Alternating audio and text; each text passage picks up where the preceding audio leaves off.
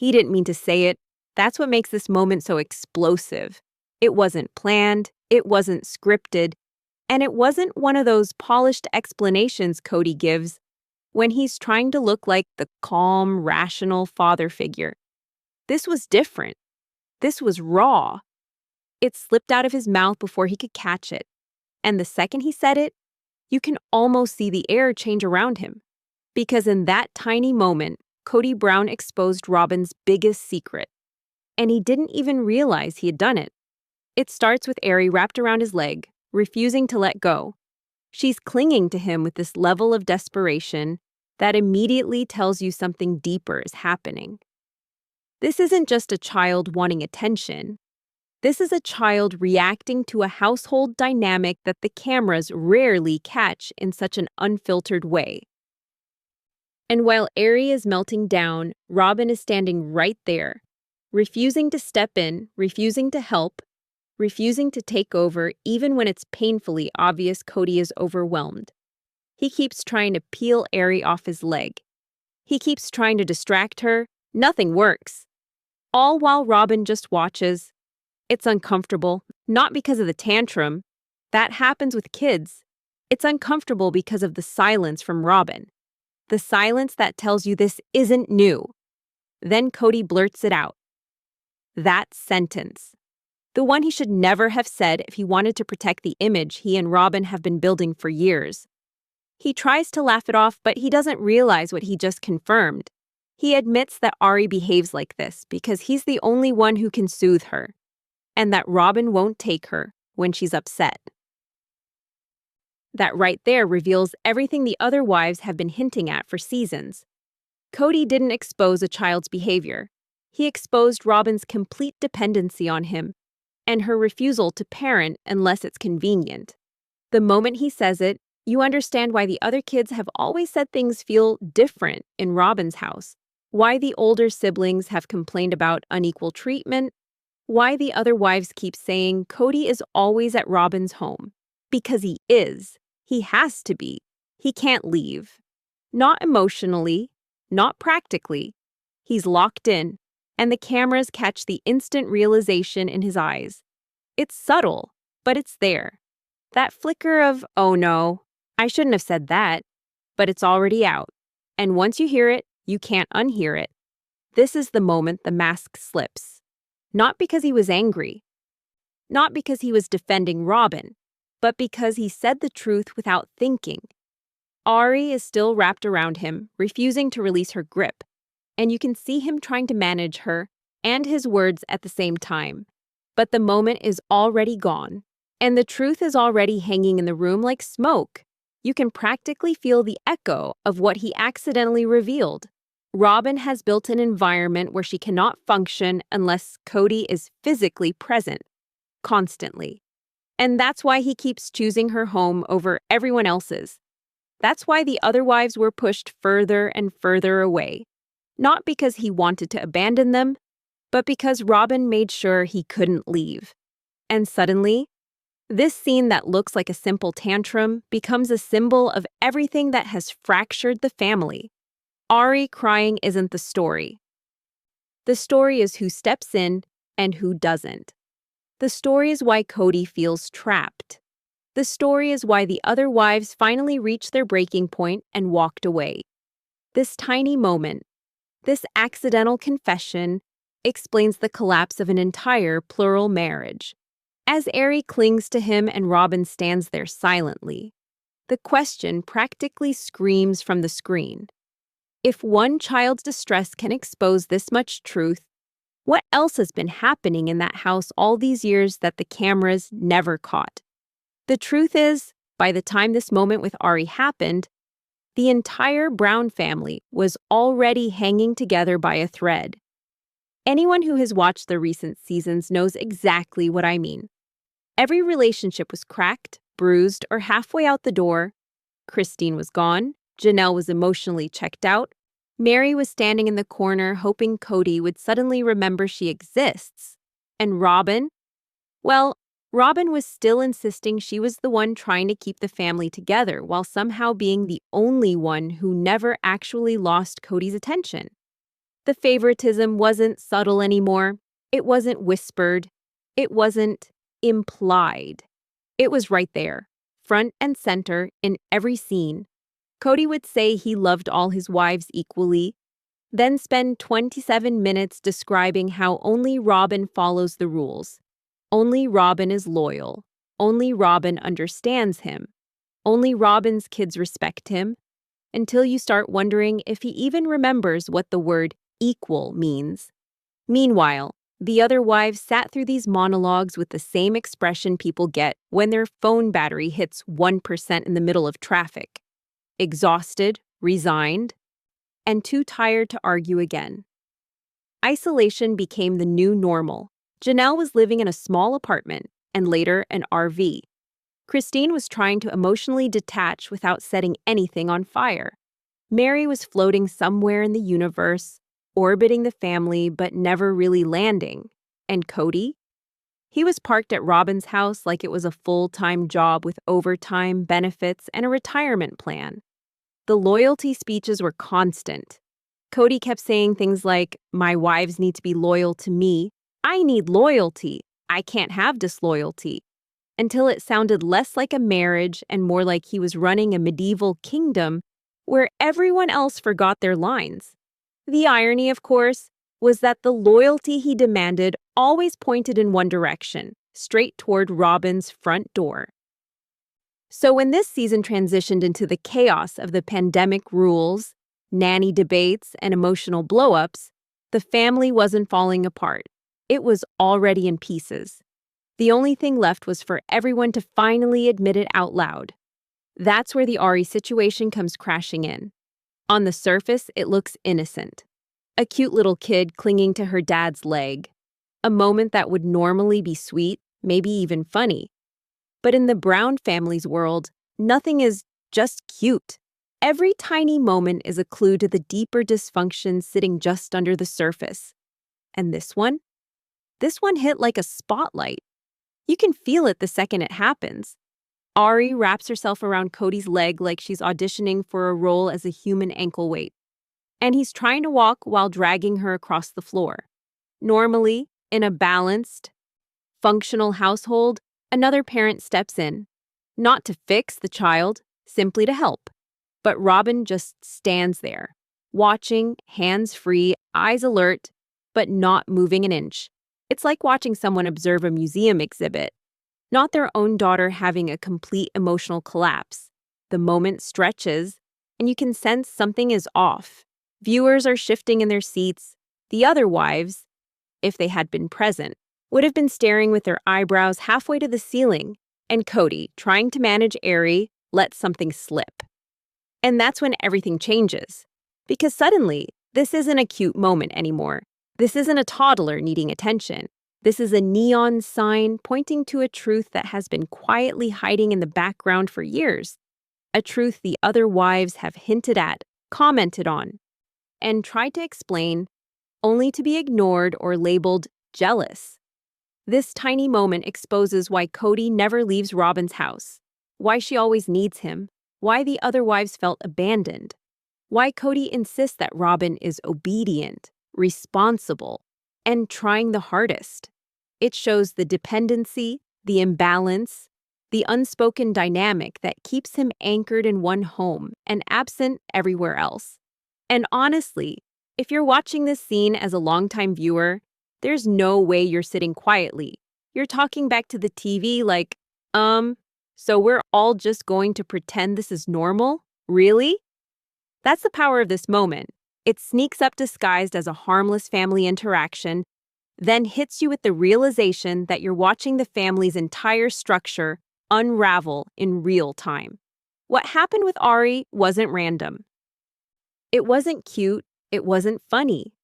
It was the first glimpse behind the curtain, the moment that made viewers everywhere lean forward and realize something much bigger was going on in that house. Ari's meltdown wasn't just a kid having a rough day.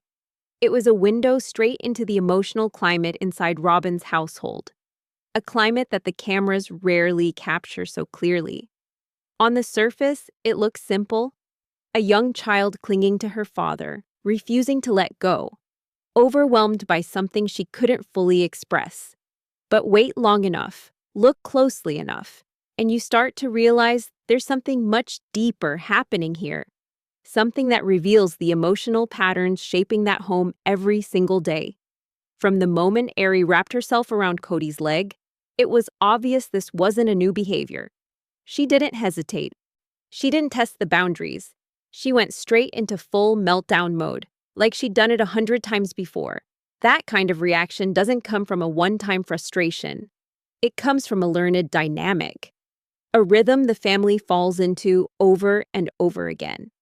And the first thing you notice, Ari's distress is centered entirely on one person, not two, not a shared parenting moment. It's all on Kody. She isn't reaching for both parents. She isn't switching between them. Her world has narrowed down to one person she believes can give her what she needs, and one parent who doesn't even attempt to step in. That's not just attachment, that's dependency. A dependency so strong that the absence of that one figure, emotionally or physically, becomes a crisis. But this isn't even the part that shocked viewers, because the real question isn't why Ari needed Kody so desperately. It's why she didn't even try to go to Robyn. What does that say about the dynamic inside that house? What does it reveal about who handles the emotions, the meltdowns, the hard moments, and who doesn't? Robyn's response, or rather her lack of response, is the biggest clue. She wasn't panicked. She wasn't confused. She didn't look surprised or unsure. She just watched, as if this was routine, as if she was used to Kody stepping in every single time, as if it was simply understood that when things get hard, she steps back and he steps forward. And that calm detachment is exactly what made the scene so unsettling. Because while Kody was kneeling, soothing, negotiating, trying desperately to calm Ari down, Robyn stayed in her own emotional bubble. No movement, no urgency, no shift in responsibility. Just a quiet expectation that Kody would figure it out. Because he always does. Think about what that teaches a child. If every emotional storm is handled by one parent, that parent becomes the anchor, the stabilizer, the safe zone. The other parent becomes the observer, not the comforter. And children are smart. Smarter than adults ever give them credit for. They pick up on these patterns fast. That's why Ari didn't reach for Robyn, not because she doesn't love her mother, but because she's learned who actually responds when she breaks down. And that's why the meltdown escalated so quickly. She wasn't just upset. She was terrified of losing access to the one emotional support she believes she has. But because what happened next changed everything. As Kody kept trying to comfort Ari, he did something he rarely does. He told the truth without thinking. He revealed that Robyn doesn't handle Ari when she's upset, that the responsibility always falls on him, that he's the only one who can calm her down because Robyn refuses to take over when the emotions get intense. And that single admission, that one slip, confirmed everything viewers had suspected for years. It explained why Kody is always at Robyn's house. It explained why the other wives felt abandoned. It explained why Robyn constantly insisted she needed him more or differently than the others. Inside that house, emotional labor isn't shared. It's entirely placed on Kody. And when a child learns that only one parent can soothe them, that parent becomes their entire emotional world. But it goes deeper than that.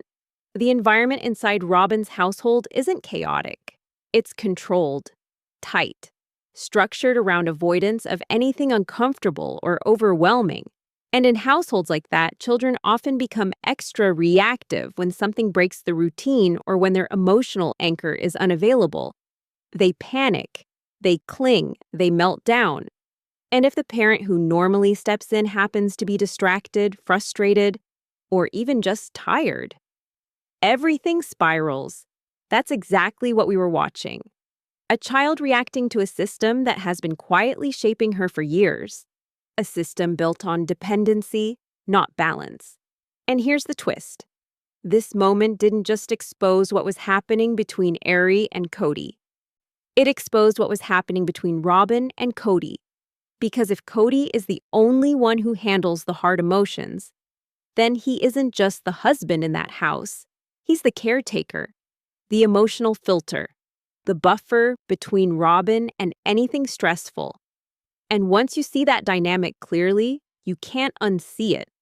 It explains everything that comes next, everything that went wrong, everything that ultimately tore the family apart. And we're only just getting started. For 14 years, viewers have watched Robyn present herself as the peacemaker, the rule follower, the wife who just wants the family to be together. But beneath that carefully controlled narrative is a secret the show has quietly documented. Not through confessionals, but through patterns, reactions, and the way every member of the family slowly shifted around her. A secret Robyn never openly says, but one she has been protecting from the moment she joined the Browns. Kody stopped being a plural husband the second he moved in with Robyn. Not gradually, not subtly, not over time. It happened the moment their households merged, and everything on camera since then has confirmed it. The biggest clue is how Kody's behavior changed. Before Robyn entered the family, he bounced between households, shared time more evenly, and at least attempted to be a full-time presence for all of his kids. He wasn't perfect, but he was involved. He was committed. He believed in the structure of plural marriage, and he actively participated in the emotional labor it required. But after Robyn arrived, that balance began to crumble. Slowly at first, then catastrophically. He justified every shift with a reason. Robyn needs more support. Her kids need stability. I need loyalty. I have to protect the family. But the pattern became undeniable. Every crisis, every choice, every moment of emotional intensity pulled him deeper into Robyn's home and farther away from everyone else. The other wives, Mary, Janelle, Christine, were left watching as he reshaped the entire family dynamic around one household. And then, Kody dropped another bomb. Because he didn't just spend more time at Robyn's house, he stopped genuinely parenting his older kids. The contrast was painful to watch. With the adult and teenage kids from his marriages with Mary, Janelle, and Christine, he became rigid, judgmental, and emotionally distant. He demanded respect but offered no space for their anger, their hurt, or their frustration. He insisted they follow rules he created after the pandemic started, but didn't recognize the years of connection he had already neglected. It was like he had forgotten he raised them. But with Robyn's children, everything was different. He was patient. He was gentle. He was forgiving. He made time, found excuses, rearranged his life around every need they had, emotional or otherwise. He handled their meltdowns, soothed their anxiety, and gave them his full presence. He became the father he used to be for his older kids, but only for one side of the family. What's worse, the show documented this shift, episode after episode, season after season. Robyn's children got everyday affection. The older kids got FaceTime calls. If they were lucky, Robyn's kids got a fully present father. Janelle's and Christine's kids got lectures and long absences. Robyn's household became the real family. The others became optional. And this wasn't just perception. The cameras proved it. Kody would sit on the couch at Robyn's house, arms crossed, sighing about disrespect. But at the slightest hint of tension among her kids, he transformed into a comforting, emotionally available parent. He didn't just show preference, he showed allegiance. And that allegiance came with a price. Every time he chose Robyn's home, he deepened the divide between himself and the other wives. Every time he ignored the older kids, he strengthened the dependency inside Robyn's household. Every meltdown, every holiday, every decision tied him closer and closer to her, until he simply stopped showing up elsewhere. And when the wives finally started to confront him, he blamed them for the very distance he created. He accused them of disloyalty. He claimed they didn't want to follow the rules. He argued they were sabotaging the family. But the truth was simpler. He didn't have the emotional capacity to maintain 4 marriages anymore because he had already poured everything into one. That was the secret Robyn protected, not loudly, not aggressively, but through quiet choices and passive expectations. She never demanded more in words. She let the circumstances demand it for her. And every time Kody stepped up for her kids, she stepped back just enough to keep him needed. Central, irreplaceable. This wasn't manipulation. It wasn't scheming. It was emotional dependence, shown on camera for years, and it worked. By the time Ari's meltdown happened, the setup was complete. Kody wasn't rotating between households. He wasn't trying to be present for everyone. He wasn't balancing plural marriage anymore. He had already chosen. He had chosen years earlier.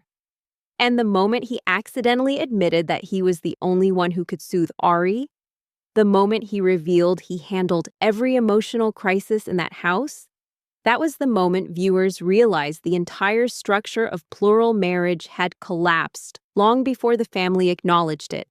Robyn didn't just become the favorite, she became the only wife who still had a husband, and everyone else was left trying to figure out when exactly they lost him. But the real shock comes next, because this emotional imbalance didn't just affect the wives, it reshaped the entire future of the Brown family. The further you dig into the Browns' emotional dynamic, the clearer it becomes that the emotional imbalance inside the family didn't stay inside the living room. It spilled straight into their finances. And nowhere is that more obvious than in the financial decisions surrounding Coyote Pass. If you've watched the last several seasons, you already know this land wasn't just a piece of property. It was a pressure cooker, a mirror, a symbol of where the power really sat. When the family first bought Coyote Pass, it was painted as a dream. Each wife would get her own home, Kody would have his bachelor pad, and everyone would finally be united again under one big plan. But the longer the storyline unfolded, the more viewers realized the dream was never equal, because the emotional center of the family wasn't equal. Whoever had Kody's time, attention, and loyalty automatically had financial priority. And for years, that was Robyn. Janelle carried the weight of trying to make Coyote Pass a reality. She pushed the building plans, handled logistics, discussed numbers, met with developers, and believed in the vision long after everyone else had given up. But while she was fighting for the family's future, Kody was spending the present somewhere else, inside Robyn's house, setting up a life that was already settled, already comfortable, already stable. And here's the twist. The emotional closeness Kody had with Robyn translated into a financial closeness too. Because while Janelle was living in a small apartment and then an RV, trying to stay optimistic, Robyn was in the only fully purchased home, the one bought after Kody leveraged family resources to secure it. That wasn't an accident. It reflected exactly where his priorities lived. But this isn't even the moment that frustrated fans the most. The real flashpoint was the infamous fridge incident, the moment that showed the emotional divide in the family with a messy, almost painful level of clarity. Janelle invited Kody over for Thanksgiving planning. It should have been simple, a fridge repair, some casual conversation, normal household stuff that families deal with every day. But instead, it turned into a moment where viewers watched how disconnected Kody had become from anyone not named Robyn.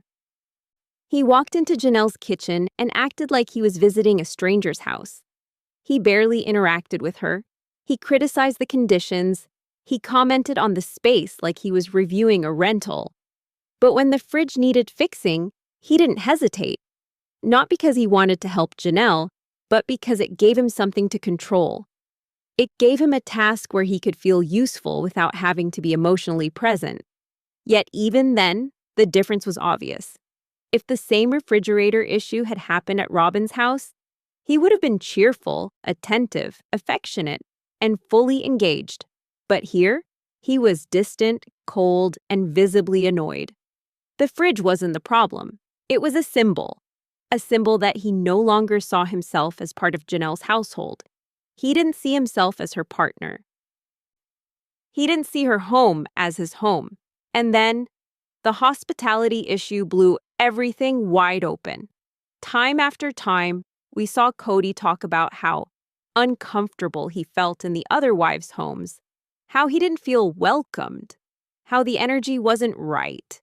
Meanwhile, he could walk into Robyn's house like it was a warm blanket, shoes off, jacket hung, everything familiar, everything safe, everything catered to him. To viewers, it was clear. He wasn't uncomfortable, he was disconnected. And because he was disconnected, every house except Robyn's became a place he visited, not a place he lived. This emotional distance had a financial cost. As the other wives struggled with rising expenses, uncertainty, and temporary housing, Robyn benefited from stability and security. Her house was the priority. Her space was the base. And when money decisions came up, like paying off Coyote Pass, her needs were always met first. But the real shock came next, because the financial imbalance wasn't just about houses or bills, it was about control. Who controlled Kody's time? Who controlled the emotional narrative?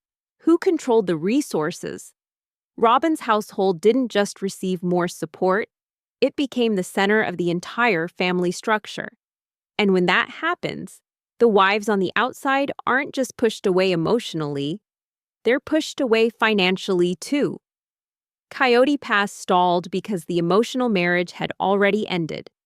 Janelle kept fighting for the dream, but Kody had already built a new one. Christine gave up on her plot the moment she realized she wasn't part of the long-term plan. Mary lost hope long before anyone said it out loud. And the land, this giant symbol of family unity, stood untouched, divided, and impossible to build on. Because you can't build a shared future when the emotional present is already fractured. And as the land sat still, the truth became impossible to ignore. The money followed the emotions. The attention followed the dependency. And the entire family followed Kody straight into a future where only one household mattered. But we're not done yet. Because what happens next exposes the biggest shift in the family's power structure. The pandemic changed everything for the Browns, but not in the way viewers expected. It wasn't just about masks, distance, or quarantine protocols.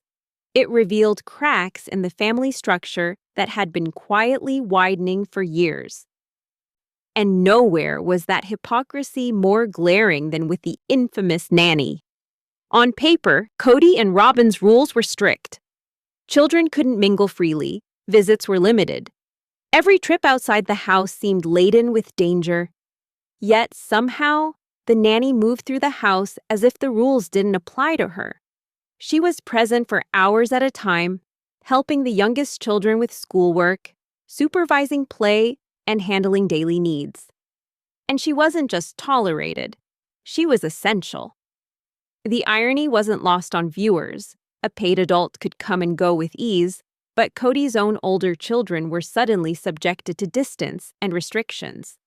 It became clear quickly that the pandemic protocols were less about safety and more about control.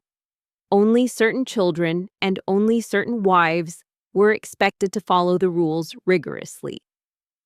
Robyn's children received exceptions, indulgences, and freedom to interact within the household, while Christine and Janelle's children were restricted, distanced, and closely monitored. And the adults? They were held to the same selective standards. Kody could spend hours at Robyn's home, seeing her children whenever he pleased. But a visit to another wife required elaborate explanations, guilt, or outright denial. Christine's now famous line, "What does the nanny do?" cut through all of this in one sharp moment. Viewers could feel the weight of the question. Why was one adult allowed unrestricted access while the others were restricted? The answer wasn't medical or logistical, it was emotional. The nanny wasn't just an employee, She was a tool, a buffer that kept Robyn's household running smoothly, shielding Kody from responsibilities that existed elsewhere. And Christine's blunt question exposed that. The reactions to the situation were telling. Kody brushed off the concern, framing it as practicality. But viewers saw the pattern. Rules applied inconsistently, depending on the children's allegiance. The younger, favored children got the advantage. The older children, particularly Christine's and Janelle's, faced emotional distance, lack of attention, and limited access. Even small gestures, like phone calls or brief visits, were heavily monitored or rationed, creating a sense of scarcity that didn't exist in Robyn's home. And this wasn't just minor favoritism. It had consequences that ripple through the family. Older children felt rejected. Bonds weakened. The carefully curated image of the family being together fell apart when the cameras weren't rolling. Emotional loyalty, which Kody insisted was paramount, was being manufactured selectively. One child's meltdown could command immediate attention in Robyn's house, while another child's distress in a different home might be ignored entirely. During this time, tensions between the wives surfaced more vividly than ever. Janelle voiced her frustrations subtly, hinting at unfairness, while Christine became increasingly confrontational, questioning why Robyn's household seemed untouchable. Even casual comments about schooling, socialization, or household chores revealed the emotional hierarchy at play. It was impossible to ignore the discrepancy, and viewers quickly connected the dots. The pandemic protocols were less about health and more about consolidating control in one corner of the family. The presence of the nanny also highlighted the disparity in parenting approaches. Robyn could step back, confident that her children's needs would be met without Kody's intervention. Meanwhile, other households lacked that buffer. Responsibilities that were supposed to be shared fell unevenly. It wasn't just about convenience, it was about creating a controlled environment where certain children could claim loyalty and dependency, reinforcing Robyn's central position in Kody's life. And just when it seemed like this imbalance couldn't get more obvious, subtle incidents began to surface on camera, moments when older children hesitated to ask for help, when small conflicts were amplified by the unequal attention, and when Kody's reaction seemed delayed or performative. Each scene reinforced what viewers had been suspecting for years. The family's emotional architecture wasn't just skewed, it was engineered. Christine's question about the nanny became the focal point of this revelation. It forced the camera, the wives, and the audience to confront the truth. The pandemic didn't create inequality. It exposed it. Kody's selective policies, Robyn's insulated household, and the nanny's omnipresence all painted a picture of a family where favoritism was institutionalized, not accidental. And while some moments were subtle, the cumulative effect was undeniable. Every rule bent, every child isolated. Every visit restricted underscored a reality viewers had suspected. The pandemic wasn't just a test of health protocols. It was a spotlight on the hierarchy Kody and Robyn had quietly built over years. The consequences of this selective attention were about to explode, leaving the family questioning loyalties, priorities, and the narrative they had been presenting for over a decade. Because this wasn't just about a nanny. It was about power, influence, and the cost of favoritism. And the fallout was only beginning to surface. From the very first frame, it's impossible not to notice Robyn's children and the way they behave on camera. Their attachment to Kody isn't subtle. They cling, they hover, they erupt into panic if he leaves the room for even a few minutes. Viewers see it as affection, but there's something more calculated in the background. Over time, patterns emerge. The lap-sitting, the tears, the desperate attempts to hold attention. Every display seems to be amplified, almost choreographed, creating a narrative of devotion that plays directly into Kody's perception of loyalty. It's not just natural closeness. Ariella, Brianna, and the youngest consistently act in ways that command Kody's immediate attention. When he tries to leave for another household, meltdowns follow. Panic, tears, frantic clinging. And it isn't an occasional occurrence, it's persistent. On camera, these moments are dramatic, even endearing. Behind the scenes, they reinforce a hierarchy within the family. Kody responds by prioritizing Robyn's children over the older kids, cementing favoritism, and here's where it becomes complicated. This isn't the affection of childhood innocence alone. These behaviors subtly teach the children that emotional intensity equals influence. Every meltdown, every tear, every plea for attention becomes a tool, consciously or unconsciously, that gives them control over who gets Kody's time and energy. The impact is immediate. Older children who don't exhibit the same theatrics, who are more independent, find themselves sidelined. It's an invisible yet undeniable divide that the cameras capture so clearly. Think about the lap sitting alone. In casual households, a child curling up with a parent is normal. But in this family, the closeness is almost performative. Robyn's children repeatedly take Kody's lap during discussions, celebrations, even during moments when older siblings would naturally expect his attention. And Kody, caught in the moment, responds instinctively, reinforcing the behavior. The result? A loop of dependency and favoritism that becomes harder and harder to break. Then there are the panic attacks. Watching a child cry or yell as a parent tries to leave is emotionally gripping. It evokes sympathy, concern, and a desire to intervene. But what viewers may not immediately realize is how these reactions subtly shape Kody's decisions. Every time he pauses, comforts, or delays leaving, it reinforces that these emotional expressions are effective. Meanwhile, older children who approach matters more calmly are often ignored. Their loyalty, patience, and maturity hold less sway. And over time, the message is clear. To earn attention, emotional intensity matters more than actual need. And it isn't limited to Ariella's reactions.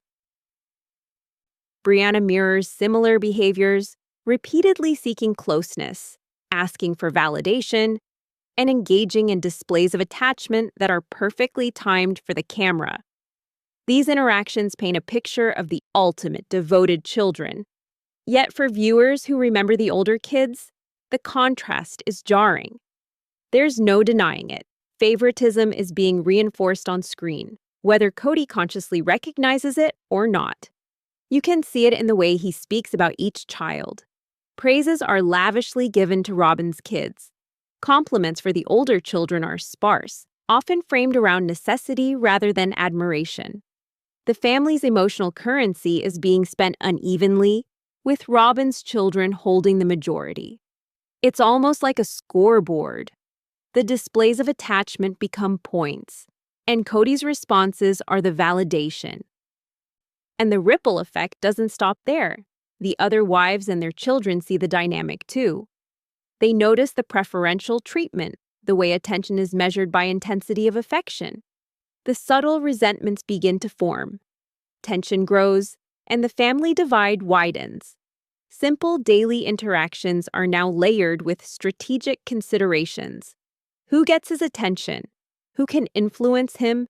And who must navigate around the favoritism that's been made glaringly obvious? Here's the crucial part. Viewers at home can't help but feel conflicted. On one hand, these moments are tender, almost heartwarming. On the other, the patterns are troubling. Emotional dependency isn't inherently bad. But in this environment, it's manipulated, nurtured, and rewarded selectively. And that's the real story the cameras are capturing. A family being shaped by engineered closeness and orchestrated loyalty.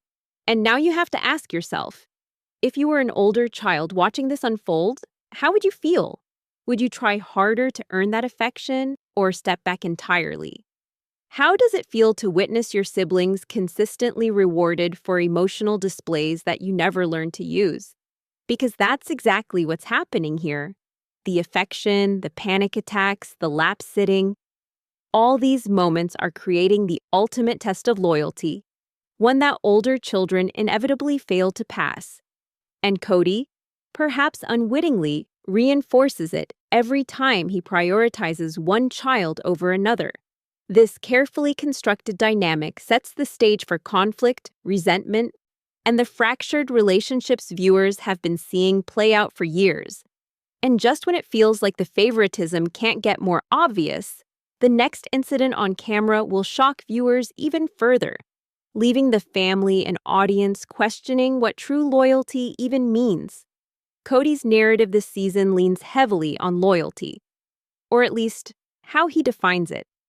From the very start, he paints himself as the tireless father, the devoted husband, the man trying to keep a sprawling family afloat under impossible circumstances. But when you watch closely, a pattern emerges. His definition of loyalty is less about mutual respect or shared responsibility, and more about compliance. Children must validate his grievances. Wives must align with his worldview. And anyone who doesn't meet his invisible standard becomes, in his mind, disloyal. Take Christine, for example. Her decisions, her independence, her choices to protect her children or make her own life priorities, all are filtered through Kody's perception of betrayal. When she steps back or questions his approach, it isn't just disagreement, it's framed as a personal affront. His language around her often emphasizes abandonment or ingratitude, even when, in reality, Christine is exercising agency in her own household. The contrast is jarring. On camera, he maintains a tone of wounded patience, but beneath it, the undertone is resentment. It's a subtle, simmering self-victimization that colors every interaction. Then there's Janelle, historically the diplomatic wife, the one who maintained calm while tensions flared elsewhere. She's repeatedly cast in the role of enabler in Kody's narrative. He presents her as compliant, supportive, yet never quite loyal enough because she doesn't overtly champion him in moments he expects. On camera, he admires her steadiness, but he frames any action outside his expectations as insufficient. Even small deviations become evidence in his mental ledger of perceived disloyalty. The audience sees the polite exchanges, the shared parenting moments, but the subtext is unmistakable. For Kody, loyalty is transactional, measured against his own benchmarks rather than actual commitment. Mary's dynamic is even more complex. Their history, already strained by years of public scrutiny and personal disagreements, becomes a case study in Kody's victim narrative. On camera, he often positions himself as the forgiving figure, the husband maintaining dignity while being wronged. But when you dissect the moments aired, there's a consistent pattern. Mary's attempts at independence, her choices, or even her quiet boundaries are interpreted as attacks on him. The blame never lands on him, yet the audience sees the subtle ways in which he constructs scenarios where he is the injured party. This manipulation is not maliciously overt, but it's undeniably present in how the cameras capture his commentary. What's fascinating and troubling is how Kody's victim narrative is reinforced by his children's responses. Those closest to Robyn, trained in displays of affection and dependency, further validate his sense of indispensability. Every tear, every cling, every act of emotional loyalty from Ariella or Brianna feeds into his perception that he is the indispensable patriarch, the one the family revolves around. Meanwhile, older children or those less performative are framed as disloyal, even if they act reasonably. It's a skewed measure of devotion, one that leaves viewers uneasy. But here's where everything tilts. The very strategies Kody employs to assert his role as the wronged party simultaneously fracture the relationships he claims to protect. His repeated emphasis on disloyalty, his highlighting of grievances, and his selective praise all amplify distance rather than closeness. Christine's independent decisions feel like betrayal. Janelle's measured calm feels insufficient. Mary's attempts at normalcy feel threatening. And the children, caught in the middle, are forced to navigate a hierarchy of emotional performance rather than genuine connection. At the same time, Kody rarely acknowledges his own role in these fractures. Every setback is someone else's fault, every tension a result of external failure. He paints a picture of a family holding itself back from unity, when in reality, he is often the architect of the emotional imbalance. His words on camera suggest a longing for cohesion, but the reality of his narrative, combined with favoritism and selective attention, reveals a family system weighted heavily in his favor, yet crumbling under the pressure of perceived betrayal. And the viewer sees it all. There's a disconnect between the image he tries to project and the outcomes unfolding before the camera. What he presents as devoted oversight and loyalty is increasingly interpreted as rigid control, subtle manipulation, and self-serving martyrdom. It's a paradox. The man claiming to be the central pillar of loyalty is simultaneously the cause of repeated emotional fissures. But here's the kicker. The longer this pattern continues, the more entrenched it becomes. With each episode, each confession, and each carefully framed anecdote, Kody's self-victimization narrative grows stronger and more visible. What initially reads as devotion begins to feel performative, even obsessive.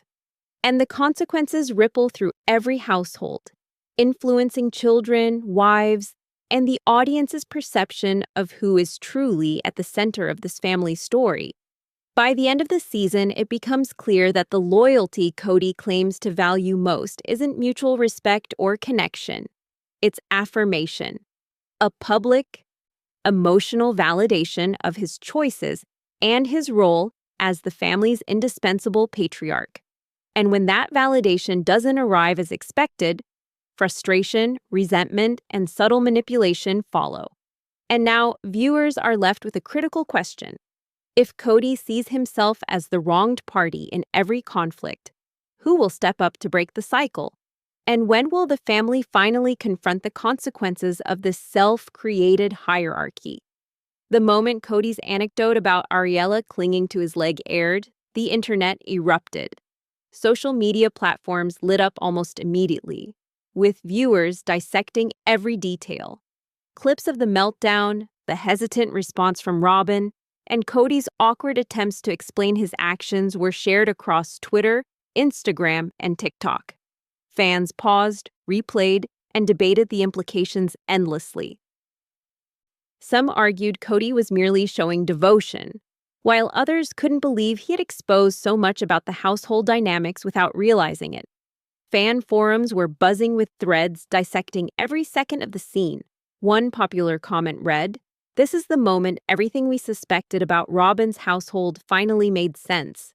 Another user pointed out the favoritism toward her children, saying, "The way he froze while Ariella screamed? That's not just parenting. That's a whole family power shift in action." These reactions highlight how deeply viewers connect with both the drama and the subtle psychological tension between the family members. Trending clips dominated feeds for days. Short cuts of Ariella's clingy moment and Kody's flustered explanation racked up millions of views. Each replay sparked fresh conversation. Why did Robyn refuse to intervene? Was this a normal parenting moment or a calculated decision to maintain control? And what did Kody really reveal about himself in the process? The discussion quickly expanded beyond the scene itself to the wider consequences. How the family operates, how children are treated, and how the hierarchy among the wives has shifted over the years. Fans also began scrutinizing Robyn's intentions. Some sided with her, suggesting she was simply giving Kody a moment to learn responsibility, or protecting Ariella in her own way.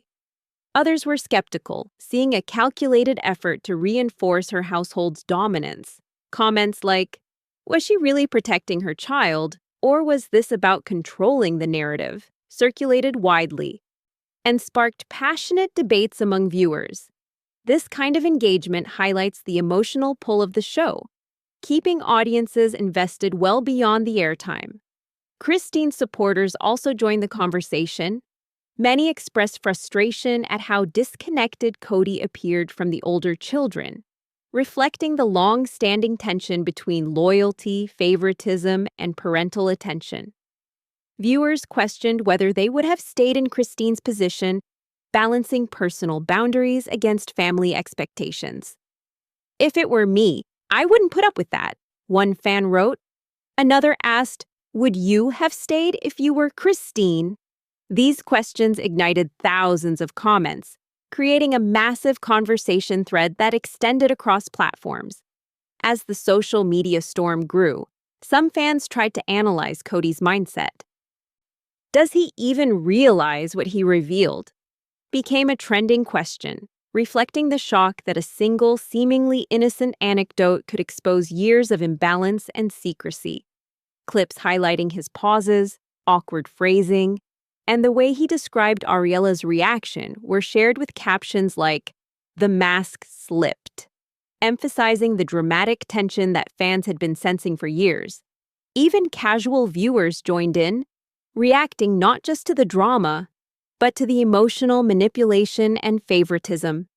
Memes surfaced illustrating the household's imbalance, while short commentary videos dissected Robyn's strategic positioning, Kody's self-victimization, and the children's emotional responses. One trending clip showed Ariela clinging to Kody with the caption, "When loyalty becomes a performance," resonating with anyone who had watched the family struggle with emotional hierarchies on screen. By the end of the week, discussions weren't just about the scene, but about long-term patterns. Fans debated whether Robyn had been orchestrating these dynamics since joining the family, and whether Kody's apparent confusion was genuine or a reflection of decades of imbalance. Online polls asked viewers to weigh in. Was this a parenting choice, a power play, or a mixture of both? Each comment, each debate kept the conversation alive, drawing more viewers back to the show and encouraging them to analyze every moment for hidden truths. And here's the question that keeps echoing in the community. What would you have done in this situation? Would you have stayed if you were Christine? Do you think Kody even understands what he revealed on camera? Was Robyn protecting her child or protecting her control? The answers to these questions fuel the discussion and ensure that no one can look at the Brown family the same way again. The Ariela moment was more than just a glimpse of a child in distress. It was a mirror reflecting years of hidden dynamics in the Brown household. Kody's offhand story, meant to show his dedication, instead revealed a complex web of favoritism, control, and carefully managed loyalty. For over a decade, viewers watched the subtle shifts in family relationships, the preferential treatment, and the emotional hierarchies. But in this one scene, the mask slipped. Suddenly, all those small behaviors and decisions made sense. The over-attention to Robyn's children, the distance from older kids, and the strict rules selectively applied. Robyn's role in shaping this environment became undeniable. Her careful management of resources, emotional responses, and household rules created a space where loyalty was expected, rewarded, and even weaponized. Kody, for all his talk of devotion, unknowingly confirmed the imbalance. In his attempt to narrate a moment of fatherly effort, he exposed how deeply entrenched the family power dynamics have become. What viewers saw as a cute parenting moment was actually a revealing snapshot of years of manipulation, favoritism, and strategic positioning within the plural household. The ripple effects of that confession are already being felt. The older children's distance, the tensions between the wives, and the subtle but persistent emotional weight carried by everyone in the family suddenly have a clear context. Kody's story didn't just shine a light on Ariela's panic. It illuminated how the household prioritizes some relationships while marginalizing others, how love and attention are rationed, and how a child's dependency can be cultivated as a tool within the larger family structure. It was raw, unfiltered, and unintentionally devastating in its honesty. As the season continues, the stakes are only going to rise. Next time, one wife reaches her breaking point, unable to reconcile her loyalty with the weight of repeated emotional favoritism. A conversation behind closed doors promises to shift alliances, challenge assumptions, and possibly alter the trajectory of the Brown family forever. The tension we've seen build over years is now on the verge of erupting, and the consequences could touch every member of this complex household. The Ariella moment may have seemed small, but its impact is anything but. Kody's inadvertent revelation serves as a reminder that in this family, even the simplest gestures are loaded with meaning. It shows how long-standing patterns, carefully maintained appearances, and unspoken rules shape the way the Brown family functions, and how fragile those structures can be when faced with truth.